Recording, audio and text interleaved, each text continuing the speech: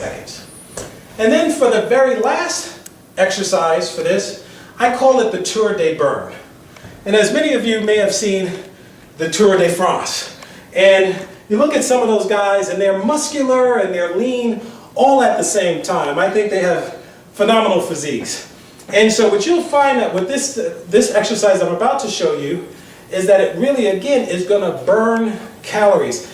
And the great thing about the nutrition and the fitness aspect of Fitness Adventure is that, yes, you will eventually, as you apply this over time, it increases your chances of looking the way you want to look, but most importantly, it'll reduce your risk to cancer and heart disease and many of these chronic illnesses that affect us. And so, before I start, as you take a look at the bike, if you have a stationary bike at home, fantastic, use it. But if you don't, you may notice here I have a cycle trainer. What it is I've just set up the back of my bike wheel here to the cycle trainer, and it gives me the same effect as having a stationary bike without having to go out and buy a very expensive bike. What also I have here, as you could probably see, is called a cycle computer. And what it does is it keeps track of the distance, the maximum speed. So we're at the last exercise of the segment 1. And again, it's the Tour de Bern. And what it is, it's very similar to the interval treadmill run we did, where you're doing fast and slow speeds in order to burn those calories off and to also keep you from suffering from workout ennui, which I described earlier as a bike ride sort of getting kind of boring after a while. And so the sequence is even going to be the same as the earlier treadmill run, the interval treadmill run that we described. You're going to do 2 minutes of a slow speed, and you probably have gears here that say low, medium, and high. Start off at low. Your body is under construction. This is the beginning of you building your body edifice. You have nothing to prove to anyone. And so start off with a low speed, and you can start off with a speed of 1. I know I am. I'm going to start off with a speed of 1. And you want to do that for 2 minutes, and then for the next 3 minutes, you want to increase your speed to 2. And do that for 3 minutes. And then for the following 2 minutes, you want to take your speed back down to the original 1 speed. And then for the next 3 minutes, you want to raise your speed to 3 speed, right? 1 more than you did last time. And you want to keep doing that in 2 and 3 second increments for 15 minutes. And then for the last 2 minutes, again, very similar to the interval treadmill run, you want to do 30-second incremental low and high speed. So your first 30 seconds should be at the lowest speed you started, in our case 1. Your next 30 seconds should be at the highest speed. That doesn't mean 8 or 9 or 10 or anything like that. It's whatever the highest speed that you did during the exercise. Let's just call it 4, okay? And then for the next 30 seconds, you're going to go back down to your lowest speed, 1. And then for the next 30 seconds, you're going to go back up to your highest speed during your Tour de Bern, which in our example is 4. So I'm going to demonstrate to you right now how that works and how that looks. Again, as you're going through these exercises, you want to do one thing, which is, keep your abs contracted. You want those abs to get a workout every single time, okay? And so we're going to start off with the 1 speed, and you may have noticed I never mentioned anything about changing the other low, medium, and high gear. As you develop your conditioning over time, then you can change it. But you have time, so be patient with yourself. So we're starting off with the 1 speed, right? And as I indicated, we want to do this 1 speed for the first 2 minutes.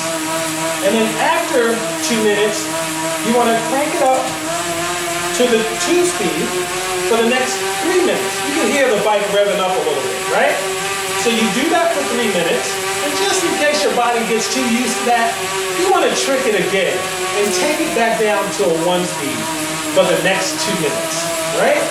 And then after those 2 minutes, for the following 3 minutes, you want to take it up to 3 speed, because the last level we did was 2. So now this time, you want to take it up to 3. You can hear the bike roaring a little bit more.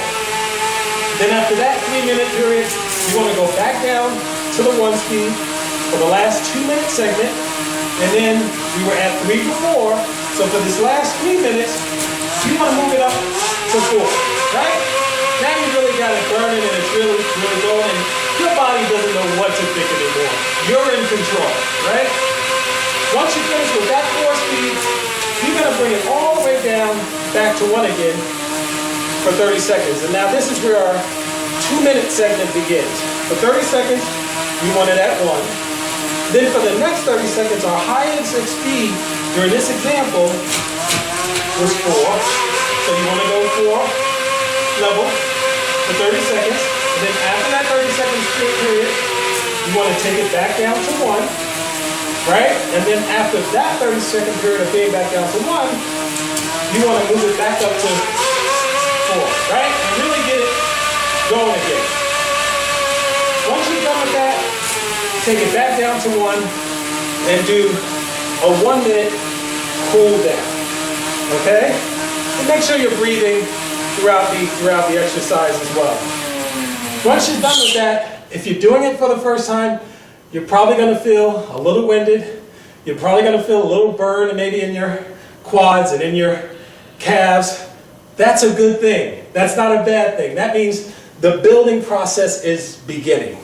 And the great thing about the segment 1, the cardio that we've done, the push-ups and bicycle crunches that we've done, is that they are in essence building blocks. I want you to keep this body under construction principle in mind. They're building blocks. The interval run and the bike run that we do help you to develop the conditioning so you can do other upper and lower body exercises. The push-ups and crunches that you do is going to help you to, once you get and add more fitness adventure exercises on, to assist you in doing those exercises. So by doing the push-ups and the crunches that we do, and the bicycle crunches, that's building up your strength. So as you add more exercises on to your fitness adventure, now your upper body strength is developed, and now it's not as much culture shock. So it really is a great building block. This segment 1 cannot be underestimated. So once you're done, right, you've accomplished your first segment 1, which is the first portion of your fitness adventure. If you stumble over a couple of parts and you find yourself a little winded, again, I can't stress enough, be patient with yourself. Your body is under construction. And so you want to end, as I alluded to before, that you want to end by cooling the body down. And this is something that I call a home stretch. Now this is going to be a series of stretches that I do. Most of them are in the book, Body Under Construction, so feel free to go online and order the book, but I still want to show you a couple of stretches that'll be a great way to get you started. The one thing I want you to remember is that when you're stretching, I don't want you to bounce when you stretch, and I don't want you to stretch to the point of pain. That's not going to help you. That's not going to help you to relax or anything like that. What you want to do is just stretch as far as you can go. And again, as your body develops, you'll be able to stretch a little more. So what I'm simply going to do here is take my hands and place them on the floor. Right? It's taken me years to do this, but I can bend it all the way here, but I don't want you to do that. I'm showing you that so you won't do it. What I want you to do is, if this is as far as you can go, then this is all I want you to do. And I don't want you bouncing to try to get lower. Just be patient with yourself and your body. Right? And what you want to do is, whatever position you're in, let's use this position right now, you want to hold it for 20 to 30 seconds, and you want to make sure that you're breathing during that time. So hold that position for 20 to 30 seconds. Once you're done with that, and again, this is just a sample of the stretches to get you started. You can stretch your arms pretty good by just grabbing your elbow here and taking your other hand and putting it on your back. Right? Again, 20 to 30 seconds. You're breathing comfortably. You're holding that for 20 to 30 seconds. And then lastly, once you're done with your stretch, the last stretch I'd love you to do is just to reach towards the sky or reach towards your ceiling and hold that position for like 20 to 30 seconds. Right? You are all done with your segment 1 exercise. You've covered it. You've warmed up the body properly. You've burned off the calories in between. You've done the active rest, so you haven't wasted any time. You kept your abs contracted the entire time, so they were always getting a workout. And now you've cooled the body down by doing a home stretch. So when that's all done, you deserve a home stretch refresh.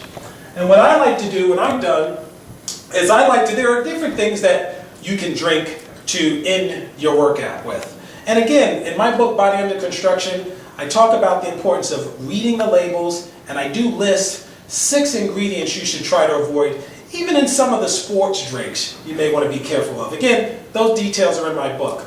But I actually prefer chocolate milk. It's high in calcium, it's high in vitamin D, it's high in protein, all the stuff that helps your muscles to repair and to grow. And so, I think you deserve it after completing your segment 1. I believe I deserve it. And so, we're going to end the whole segment 1 with a home stretch refresh. Thanks for joining us. And again, looking forward to working with you more in the future.